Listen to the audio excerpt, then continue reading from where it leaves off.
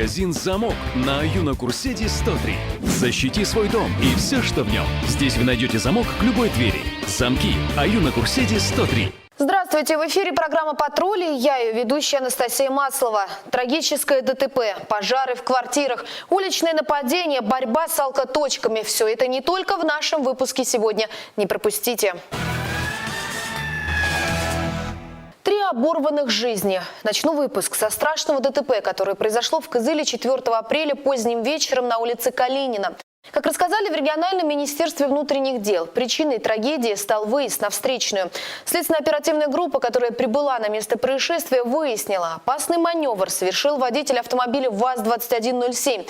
Отечественное авто выехало на полосу встречного движения, где столкнулось с Honda Accord. В результате дорожно-транспортного происшествия 3 граждан, находившихся в автомашине марки ВАЗ, скончались от полученных телесных повреждений. В настоящее время полиция устанавливает личности погибших и все обстоятельства данного происшествия. Следователям Следственного управления МВД по Республике Тыва проводится предварительная проверка на признаки состава преступления, предусмотренного частью 5 статьи 264 Уголовного кодекса Российской Федерации, нарушение правил дорожного движения, повлекшее по неосторожности смерть 2 и более лиц. Сейчас узнаем, сколько ДТП с пострадавшими всего произошло в республике за неделю. Официальная сводка от ГИБДД далее. А сразу после нее расскажу, почему спасателям пришлось эвакуировать 75 человек. Не переключайтесь. С 4 по 11 апреля в республике зарегистрировано 4 дорожно-транспортных происшествия, в которых 3 человека погибли и 3 пострадали. За прошедшую неделю сотрудники ГИБДД задержали 75 нетрезвых водителей, из них 3 автоледи. Клубы черного дыма и языки пламени. Серьезный пожар произошел в минувшие выходные в доме номер 100 по улице Московской. Как пояснили в региональном управлении МЧС, в квартире открытым пламенем горела мебель на общей площади 33 квадратных метра. Едкий дым очень быстро заполонил квартиру и подъезд 9-этажного дома. Из опасной зоны эвакуировали 75 человек. Справиться с огнем спасатели смогли в течение 15 минут. Что же касается хозяев, то, как установили пожарные инспекторы, за несколько минут до возгорания в квартире находились взрослый мужчина и 2 несовершеннолетних детей. В момент пожара они были в другой комнате и не заметили запаха дыма. Тем временем мебель в комнате, где произошел пожар, горела открытым пламенем. Дым удалось заметить 2 родственницам, которые позже зашли в квартиру. Все благополучно эвакуировались. Предварительные причины пожара – короткое замыкание сетевого фильтра. Он был включен в сеть и лежал на кровати. Со слов пожарных инспекторов, одному из жильцов было известно о неисправности электронного оборудования, но по непонятным причинам его продолжали эксплуатировать. И о еще одном пожаре. Ранним утром в понедельник загорелась одна из квартир в доме по улице Чехова. ЧП запечатлел наш телезритель и прислал видео в редакцию. На этих кадрах видно, как из окна идет густой черный дым. По неподтвержденным данным, в квартире загорелся матрас. С возгоранием пожарные справились быстро. Пострадавших нет, ущерб устанавливается. Если вы стали очевидцами какого-либо происшествия, присылайте ваши материалы на нашу почту. 27 марта было совершено нападение на нашего сотрудника. И вот накануне в распоряжении редакции программы «Патруль» оказалась видеозапись случившегося. Все произошло на улице Ленина возле дома номер 70 в половине 11 вечера. Нападение зафиксировала камера наружного наблюдения. Вот 2 неизвестных начинают жестоко избивать нашего сотрудника, нанося ему удары ногами и руками. Забрав сотовый телефон, злоумышленники быстро скрываются. У пострадавшего медики зафиксировали множественные травмы. По данному факту было написано заявление в полицию. Мы будем следить за развитием событий. А пока о происшествиях, случившихся в других регионах. Интернет-обзор далее.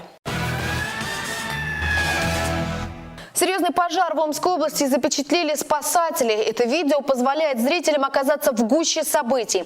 Горела баня. Как поясняют авторы публикации, хозяев постройки на месте не было. Однако в горящем здании был обнаружен труп неустановленного лица, который лежал прямо на выходе рядом с газовым баллоном.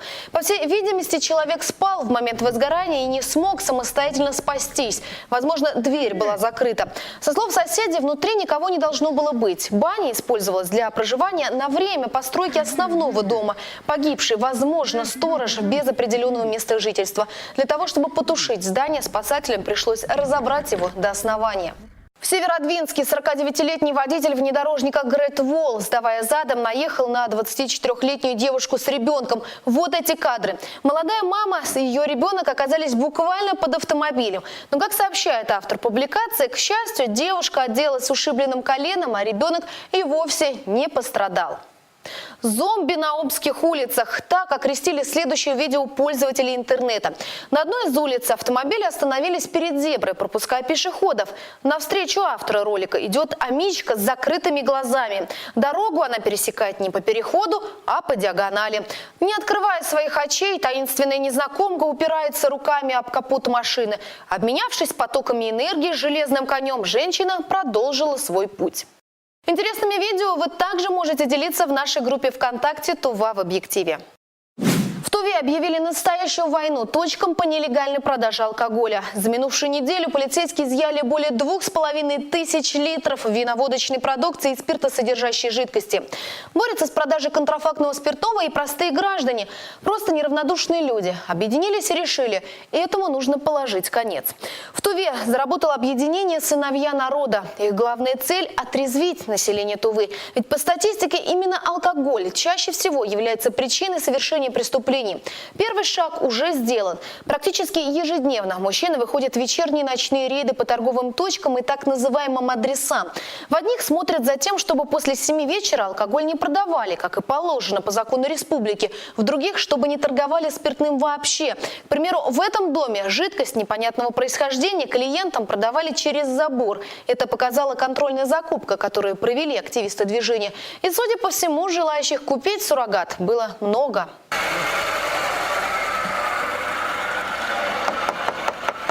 Вот специальный камень, в котором они сейчас видят. Сколько ямка какая стала там, Видите, видите? сколько клиентов приходило сюда, пользовалось. Об этом адресе «Сыновья народа» сообщили в полицию. Еще одна популярная услуга в городе – алкомаркет на колесах. По звонку спиртное доставляют в любую точку. Это также подтвердила контрольная закупка. Правда, продажа спиртного таким образом, по словам представителей движения, тоже ведется без разрешения, а значит, является незаконной. Весь приобретенный алкоголь активисты сдали в полицию и сообщили о нарушениях представителям закона.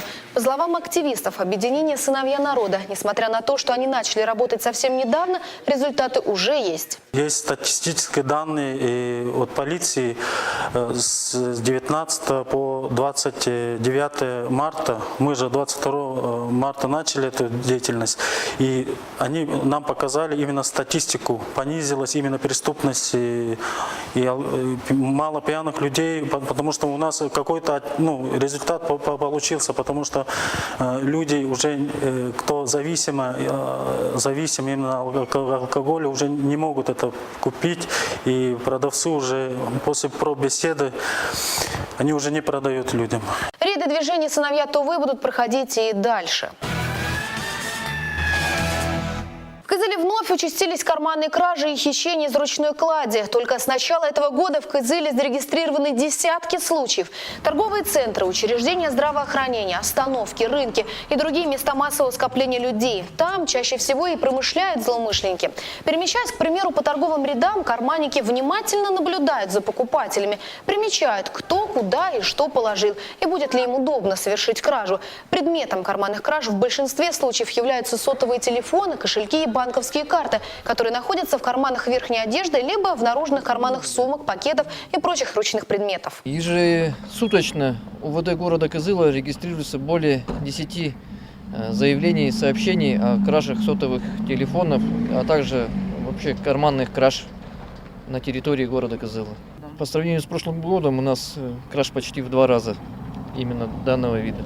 Хотелось бы обратиться к жителям и гостям города Кызыла в том, чтобы они не покупали сотовые телефоны с рук, а брали их именно в торговых сетях, в официальных, потому что чаще всего телефоны с рук находятся у нас в розыске. Ворованные сотовые телефоны злоумышленники, как правило, беспрепятственно сбывают за меньшую стоимость случайным прохожим в сервисные центры или в ломбарды, говорят полицейские, и добавляют, чаще всего находят похищенные телефоны именно в частных точках.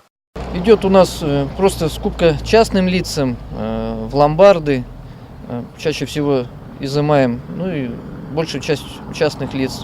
При каждом заявлении отрабатываем мы и ломбарды, и точки по ремонту.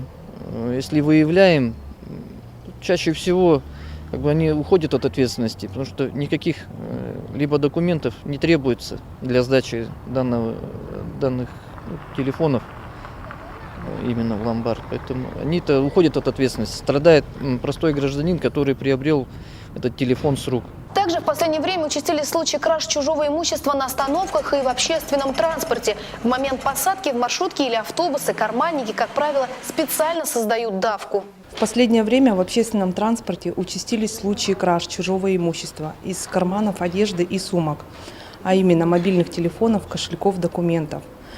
Поэтому всегда обращайте внимание на подозрительных лиц, которые находятся возле вас. Не оставляйте без присмотра свое имущество. Будьте бдительны и аккуратны, когда садитесь в общественный транспорт, особенно перегруженный пассажирами в часы пик, где зачастую бывает толкучка, а значит и у преступников имеется возможность в суматохе совершить хищение. Также хотелось бы обратиться к гражданам, которые, видя, что совершается преступление, не молча наблюдали, а поднимали шум. Таким образом, шанс, что преступник будет задержан и привлечен к ответственности, в разы увеличивается. При движении в транспорте ценные вещи и денежные средства лучше убирать во внутренние карманы верхней одежды. Дамские сумки желательно держать перед собой.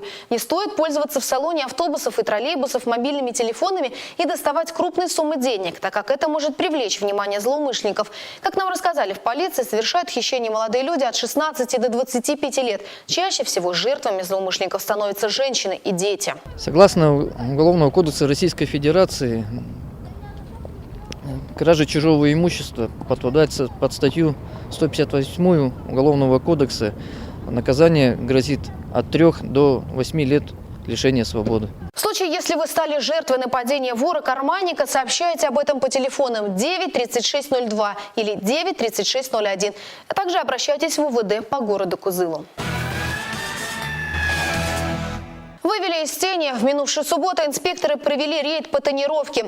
На улице Правобережной дорожные полицейские остановили машину, у которой были затонированы все стекла, включая лобовое. Как пояснил молодой человек, управлявший транспортным средством, машину купил недавно и буквально накануне заклеил стекла. Автолюбитель признался, что и не думал, что его так быстро остановят инспекторы. Но проездить долго в затонированном авто не получилось. Нарушителю выписали штраф 500 рублей, а на то, чтобы растонировать стекла, водителю дали сутки. В случае невыполнения законного требования ему грозит административный арест. Время пролетело незаметно, и нам уже нужно прощаться. Напоминаю, вы можете стать соавтором программы «Патруль», сообщать информацию всеми удобными для вас способами. Номера телефонов и адрес электронной почты на ваших экранах. Увидимся ровно через неделю в назначенное время на канале «Новый век». Берегите себя. До свидания.